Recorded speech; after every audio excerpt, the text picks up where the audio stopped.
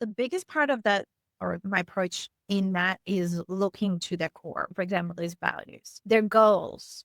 Well, what is the direction that they want to go in, and making sure that it all matches, and going with their team and check out what is actually happening to make sure that if there's any disconnects, then based on these things, these are my suggestions. We need to reposition, or we need to really hone in on this part that maybe you start working on already, but you got sidetracked by this shiny thing or that shiny thing. It's really understanding that core, going into that, spending some time, even the customer journey.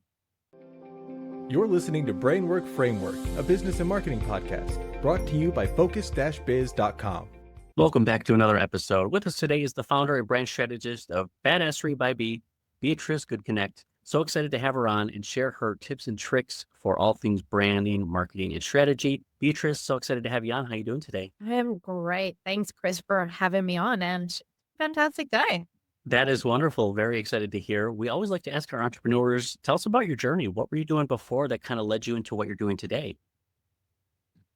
Well, what led me into today and brand strategy, it's a combo of two things. One, just the schooling and everything. This is the voice that you should have. You need to look to others. You need to follow others. And for a long time, I was following that and lost my original voice. That I can remember me as a kid watching TV and pointing at that this is what I want to do, putting together creative ideas, thinking outside of the box of what is the normal, what is the usual. It took years. Thankfully, I was headhunted by a real estate business owner, and she kind of brought out that voice again from me. And that made up part of my why, to push back against social norms, be it personally, as in you should get married. You should go have 2.5 kids, get a house and white picket fence. Or in business, where it's the easiest thing is, hey, look, we've got all these things when we're starting a business or when we're trying to stand down business. Let's look at what others are doing, because that is the normal, but that's actually doing more damage than not. So that's one half. The other half is the operation. I mentioned I've been in real estate, and my background, I've managed hotels, been in various operations roles throughout like different industries. And life just kept on poking through. Here's marketing, here's a friend going, hey, help me out with this. Okay, like I'm listening. Finally, when I was living in Myanmar, there was COVID. And then my dad passed away, and military coup happened within 1 week of each other. And it kind of shook up the work that I had there. And finally, after job hunting for a year, I was like, why should I just help one business where they're probably not going to listen to everything that I have to potentially suggest them do, when I could help many, and push back against this common perception we have to follow this, or we have to look to the industry standards. That's how Badassery by Me was born. That is awesome. It sounds like it was a problem that you were kind of finding yourself. How do I think outside the box? I don't want to be the norm. And with that, you kind of develop your own sense of self and your sense of strategy that now you can implement for other businesses. And before we started with the podcast here, we were talking a little bit about rebranding, businesses who rebrand, and you have a perception on the idea of rebranding, even as a brand strategist, that maybe we shouldn't be looking to rebrand. Or how do we approach that? Because a lot of businesses fell out of love with what they had with their brand, and they're looking for something new and fresh. Sometimes you said it may hurt them more than it helps them. Big time. In fact, 99% of the time, I would recommend against going for a rebrand. And that is in the common way that rebrands are seen. If you're going to do a proper rebrand, that means you're gutting your business, right? So everything that is being associated to it is gone. If you've been doing business for even a little while, you've built up a certain association to your brand. People have connected it with certain things, whatever that might be in their minds. And unless that's been incredibly negative and you're like, no, I do not want to be associated to this anymore, then okay, rebrand. But otherwise, you will lose the trust, you'll lose loyalty, you'll lose market share. I mean, have a look at from the move Twitter to X or Jaguar. There's so many examples here. And what I recommend instead is reposition. Look to either your buyer journey, your competitors, the things that they're not doing, any quirks that you might have within your own business processes. Those are a few of the things that I would look at to reposition. Even look at alternate industries. What are they doing that I might be able to kind of bring in, like Halo Top, switching from just competing against all of the ice creams to being a gym supplement ice cream. It doesn't need to be that complicated. Use what you already have, reposition, and then take it one step further. Make sure that everybody, your entire team, HR, marketing, sales, buys into that. That is most important there.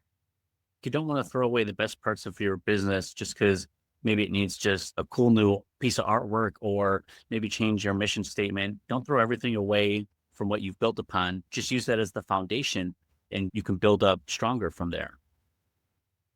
You got the gem already. You just need to shine it off, get it nice and clear, go into this, really understand what those values are beyond the usual empathy, impact, which actually may not see it in your team and how they work. If you ask them without giving them any context, hey, by the way, what are our values? Are they going to be able to tell you? Or will they have to pull up your website? If it's not a talking point or ingrained into who they are as a person, they can't be struggling to find those answers. It's like asking someone, who are you? And you're like, I don't know who I am. Exactly. Best example right there. Who am I? Hold on, let me just look online for who I should be or what I think I might be. But for businesses where I feel like they struggle with this identity almost because it first starts out that maybe they start with a certain product or service and it grows into something completely different. It almost doesn't match what their old brand was. They feel disconnected. Do you kind of have a certain process that you walk them through, one, to discover if they're even ready to change their brand? But if they are, what does it look to retell that story about the business so that way it better connects with their audience? The biggest part of that, or my approach in that, is looking to their core. For example, those values, their goals. Well, what is the direction that they want to go in? And making sure that it all matches and going with their team and check out what is actually happening to make sure that if there's any disconnects, then based on these things, these are my suggestions. We need to reposition or we need to really hone in on this part that maybe you start working on already, but you got sidetracked by this shiny thing or that shiny thing. It's really understanding that core, going into that, spending some time, even the customer journey. One of my clients that I recently worked with, and this is common for the whole industry, they were all approaching later in the buyer journey where there wasn't any flexibility for choice. I'm like, okay, but let's say you could do anything from scratch. Never mind about what the industry standards are. What will be the best time to come in? And for them, they thought about it and they're like, it's right when the designers are doing the sketches for the entryways for these drawings. And I'm like, okay, it'd be fine to just stop there, but you need to make sure, why should they care? Why should your customer care?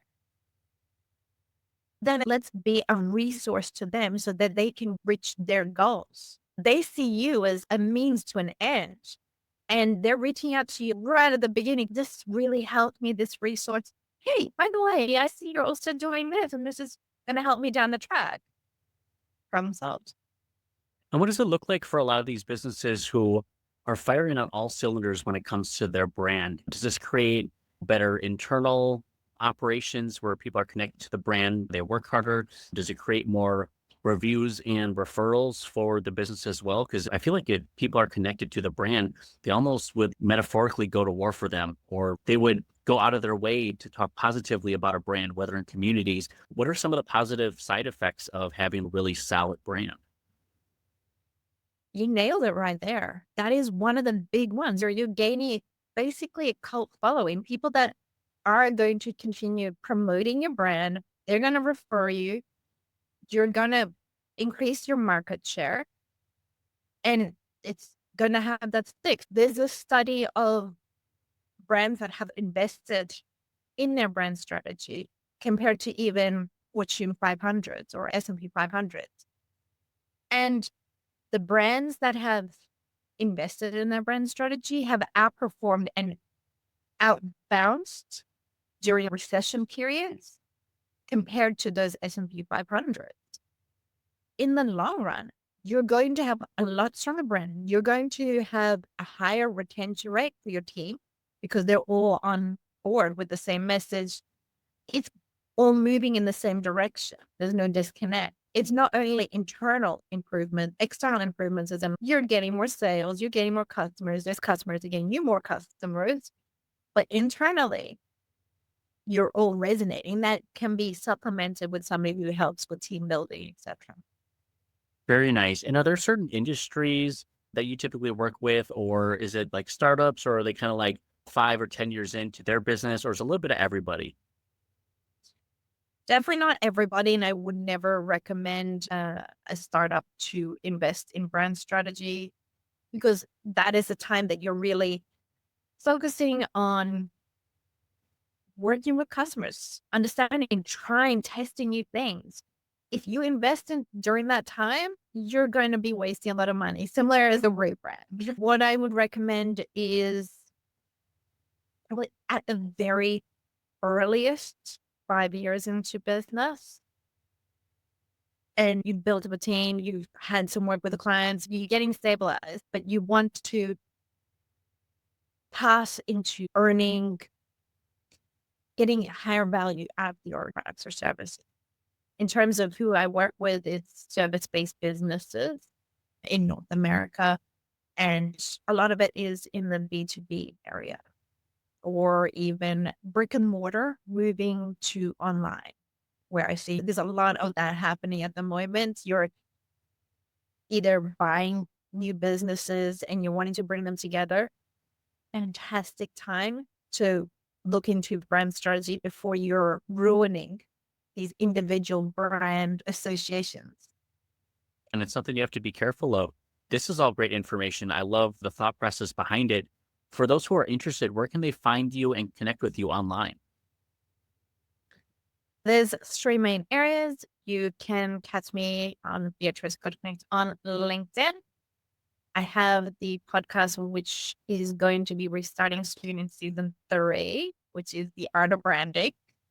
And there is the Badass Mod newsletter, which you can find on badassery.com, which drops every Friday, 10 a.m. with one strategy, including how to implement that strategy in different departments. Very nice. And we'll have all those links available down in the show notes and the description for everybody.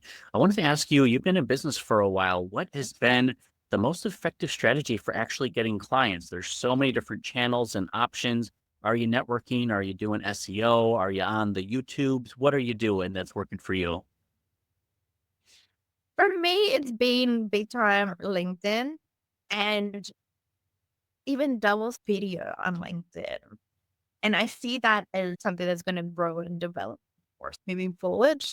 That is a form of connection, how we relate to each other. And even here on podcasts, have those different touch points because people, what is it, 7, 8, 11? How many touch points is that at this point? I feel like it keeps growing. What, 8 to 11 now? Maybe 16? Who knows? A baker's dozen of touch points. The more the merrier, but never do more than you're actually capable of. I feel like just, one that you can consistently keep up with, but also one that's where you're only adding value. Don't reach out just to say, hey, why didn't you buy it? But rather, I thought this resource would be valuable to you. It's the way you build and you kind of network and nurture these relationships that can really affect the bottom line for you. Exactly. And speaking of resources, this is just like this last week, I finished a tool which helps you check the performance of your brand and your brand positioning. 5 minutes, you do it yourself, it's free. And you get an immediate actionable as well as access to 30, 60, 90-day implementation guide. And that's on my LinkedIn on the website. Very nice. That sounds wonderful. We always love gifts and treats for all of our audience members because they love these resources. They absolutely just dive into them. They want to consume knowledge like they're lifelong learners. And I don't know if you feel the same way where it's like you can never get enough knowledge and resources and education. Do you follow a lot of certain podcasters or YouTube channels or books or resources online that have been very impactful for you? It's true. And this goes back into what we were talking about for voice, Charisma on Command, the YouTube channel. Amazing. He just restarted. Curious to see his new direction that he takes it. In terms of books, my favorite has always been Robert Greene. And he's got the 48 Laws of Power and all these different versions. Amazing. Most of the books there are his. I love that. That is wonderful. Beatrice, we appreciate you coming on and sharing your insight, all the tips and tricks with us. Last question for you before we wrap up. Wanted to ask, we're about halfway through 2025 here. Do you have any new services, product launches, or campaigns or things you're kind of ramping up for? Or are you just trying to maintain everything that you've been doing great already? I'm currently working on a Done For You, which is going to be available basically on an access request only. Aside from that, it is very much on a conversational basis because I just take on a select number of clients in a year. Oh, very nice. It's kind of expanding the service offerings, kind of meeting the clients where they need it. And if I had to put my marketing brain out there, I would call it brand on demand. If it's just to ask us questions whenever, brand on demand. Call in support. Exactly. I mean to rename it now. Don't rebrand. You're going to hurt yourself. Don't rebrand. Right. No, I haven't launched yet. It's perfect time to do it. Start from zero. But that's one thing we always talk to entrepreneurs about is there's no lack of good ideas, right? But it's the great execution that really matters. As long as you're taking action and moving forward, taking those steps, you're going to be way ahead many other entrepreneurs who are just wishful thinkers. Exactly. And just keep going. Keep freaking going. You have to be resilient. Very tough, but it's something that we stick with. And we'll definitely get the long-term success from the short-term sacrifices we make. Exactly. Or at least the point is just celebrate all the wins along the way. If you have that reminder, like, hey, there's this win. So I'm going to keep on going. Still enjoy it, still appreciate it, but keep working hard so that we can keep growing and scaling. Definitely love it. Beatrice, we appreciate you coming on. It was great to meet you. Make sure you check out all the links and available down in the show notes and the description and get connected with Beatrice here. Thank you again for coming on to our show. Thank you.